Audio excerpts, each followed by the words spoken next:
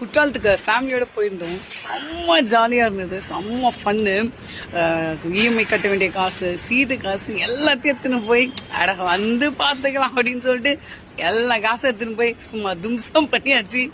இப்போ அந்த டேட்லாம் வர மூச்சுல ஐயோ இதெல்லாம் கம்மி பண்ணிருக்கலாமோ அப்படின்ற யோசனை எல்லாம் வருது.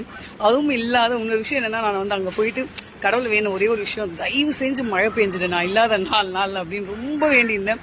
ஏன்னு கேட்டா என் செல்ல குட்டீஸ்லாம் இருக்கு, அந்த செல்ல குட்டீஸ்லாம் கொஞ்சம் காஞ்சு போயிடுச்சு. அந்த வருத்தம் ரொம்ப அதிகமா இருக்கு. ஸோ இன்னைக்கு ஈவெண்ட் கூட கேன்சல் பண்ணிட்டு இவங்களெல்லாம் வந்து சரி செய்யணும்னு சொல்லிட்டு வெயிட் பண்ணி எல்லாம் பண்ணிட்டு இருக்கேன். அந்த செல்ல குட்டீஸ் யார் தெரியுமா?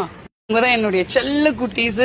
எப்படியாவது வீட்டுக்கு எடுத்துரும், இருந்தாலும் கொஞ்சம் வாடி போயிட்டாங்க. அதுவும் மணி பிளான்ட் ரொம்ப வாடிடுச்சு. செல்லம் வந்துடலாம், கவலைப்படாத. மற்றதெல்லாம் ஓகே தான், ஒன்றும் பிரச்சனை இல்லை.